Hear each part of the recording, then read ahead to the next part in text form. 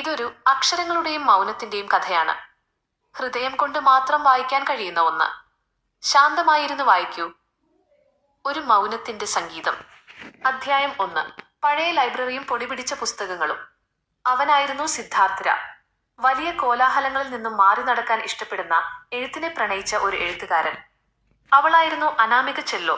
വലിയൊരു സംഗീതജ്ഞയാകാൻ ആഗ്രഹിച്ച് കയ്യിലൊരു ചെല്ലോയുമായി ചെല്ലോ നടക്കുന്ന ശാന്തയായ പെൺകുട്ടി. അവർ കണ്ടുമുട്ടിയത് നഗരത്തിന്റെ ഒരു മൂലയിലുള്ള അധികമാരും വരാത്ത ഒരു പഴയ പബ്ലിക് ലൈബ്രറിയിലായിരുന്നു. സിദ്ധാർത്ഥ് അവിടെയുള്ള ഒരു പഴയ തടിമേശയിലിരുന്ന് തന്റെ പുതിയ നോവലിന്റെ വരികൾ കുറിക്കുകയായിരുന്നു.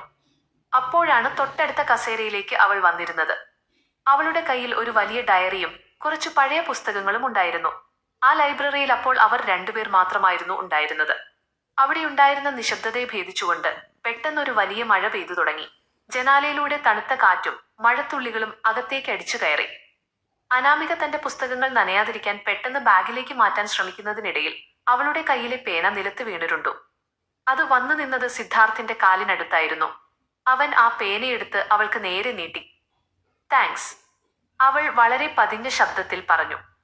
അവൾ ആ പേന വാങ്ങുമ്പോൾ അവരുടെ വിരലുകൾ തമ്മിൽ തൊട്ടില്ല, പക്ഷേ അവരുടെ കണ്ണുകൾ തമ്മിൽ ഉടക്കി. ആ കണ്ണുകളിൽ എന്തോ വലിയൊരു സങ്കടത്തിന്റെ ആഴം ഒളിഞ്ഞിരിക്കുന്നത് പോലെ സിദ്ധാർത്ഥിന് തോന്നി.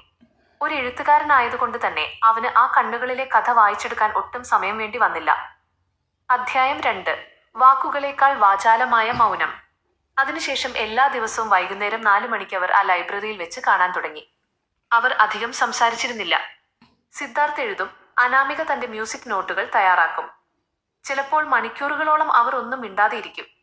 പക്ഷേ ആ മൗനത്തിന് കോടിക്കണക്കിന് വാക്കുകളുടെ ശക്തി ഉണ്ടായിരുന്നു. ഒരു ദിവസം ലൈബ്രറി അടയ്ക്കാൻ നേരമായിട്ടും മഴ തോർന്നില്ല. അവർ രണ്ടുപേരും ലൈബ്രറിയുടെ വരാന്തയിൽ വന്നു നിന്നു.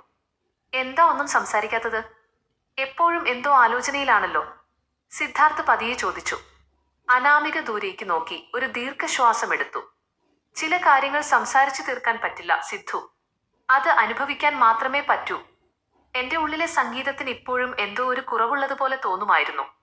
പക്ഷെ ഈ ലൈബ്രറിയിൽ നിന്റെ ഈ അരികിൽ വന്നിരിക്കുമ്പോൾ ആ കുറവ് മാറുന്നത് പോലെ എനിക്ക് തോന്നാറുണ്ട്.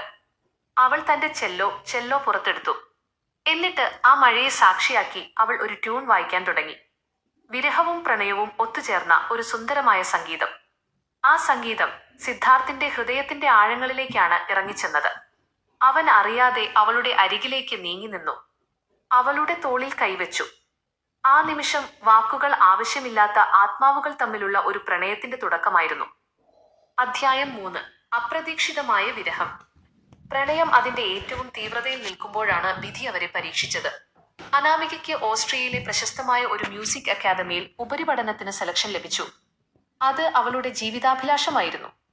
അവൾ പോകുന്നതിന്റെ തലേ ദിവസം അവർ അവരുടെ സ്ഥിരം തടിമേശയ്ക്ക് ഇരുവശത്തുമായിരുന്നു. രണ്ടുപേരുടെയും കണ്ണുകൾ നിറഞ്ഞിരുന്നു. എന്നെ മറക്കില്ലല്ലോ അല്ലേ? അനാമിക വിറയ്ക്കുന്ന ശബ്ദത്തോടെ ചോദിച്ചു. സിദ്ധാർത്ഥ് അവളുടെ 2 കൈകളും എടുത്ത് തന്റെ നെഞ്ചോട് ചേർത്ത് പിടിച്ചു. അനാമിക, നീ എന്റെ ശ്വാസമാണ്. ശ്വാസമെടുക്കാൻ ഞാൻ മറക്കുമോ? നീ പോയി നിന്റെ സ്വപ്നങ്ങൾ കീഴടക്കൂ. നിന്റെ സംഗീതവുമായി നീ തിരിച്ചു വരുന്നതുവരെ ഈ ലൈബ്രറിയിലെ ഇതേ കസേരയിൽ ഞാൻ നിനക്കായി കാത്തിരിക്കും. അവൾ യാത്രയായി. സിദ്ധാർത്ഥ് വീണ്ടും തനിച്ചായി. പക്ഷേ അവളുടെ ഓർമ്മകൾ ആ ലൈബ്രറിയിലെ ഓരോ പുസ്തകത്താളുകളിലും ഉണ്ടായിരുന്നു. അധ്യായം 4. നീണ്ട 3 വർഷങ്ങളും ആ പുതിയ നോവലും. 3 വർഷങ്ങൾ കടന്നുപോയി. അവർ തമ്മിൽ ഫോണിൽ സംസാരിക്കുന്നത് വളരെ കുറവായിരുന്നു. കാരണം അവർക്ക് പരസ്പരം കാണാതെ സംസാരിക്കാൻ കഴിയുമായിരുന്നില്ല. പക്ഷേ അവർക്ക് പരസ്പരം വിശ്വാസമുണ്ടായിരുന്നു. ഈ 3 വർഷം കൊണ്ട് സിദ്ധാർത്ഥ് ഒരു പുതിയ നോവൽ എഴുതി തീർത്തു.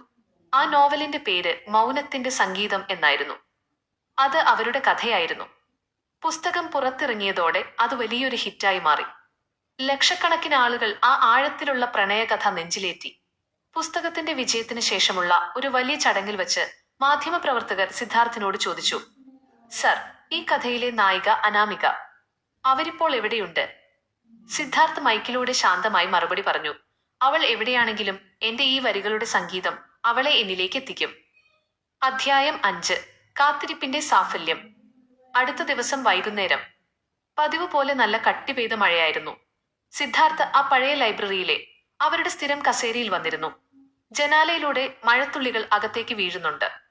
പെട്ടെന്ന് ലൈബ്രറിയുടെ വാതിൽ തുറക്കുന്ന ശബ്ദം കേട്ടു.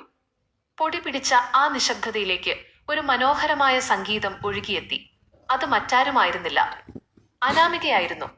അവളുടെ കയ്യിൽ ആ പഴയ ചെല്ലോയും മറുകയിൽ സിദ്ധാർത്ഥ് എഴുതിയ നോവലും ഉണ്ടായിരുന്നു. അവൾ പടികൾ കയറി അവന്റെ അരികിലേക്ക് നടന്നു വന്നു. അവളുടെ കണ്ണുകളിൽ നിന്നും കണ്ണീർ ഒലിച്ചിറങ്ങുന്നുണ്ടായിരുന്നു. അവൾ ആ നോവൽ മേശപ്പുറത്ത് വെച്ചു.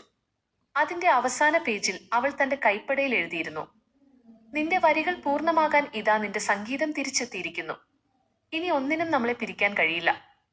സിദ്ധാർത്ഥ് എഴുന്നേറ്റ് അവളെ ആഞ്ഞു പുണർന്നു. 3 വർഷത്തെ കാത്തിരിപ്പിന്റെയും വിരഹത്തിന്റെയും ആഴം ആ ഒരൊറ്റ കെട്ടിപ്പിടുത്തത്തിൽ ഇല്ലാതായി. ജനാലയ്ക്ക് പുറത്ത് മഴ പെയ്തുകൊണ്ടേയിരുന്നു. ഉള്ളിൽ അവരുടെ പ്രണയത്തിന്റെ സംഗീതവും. ശുഭം.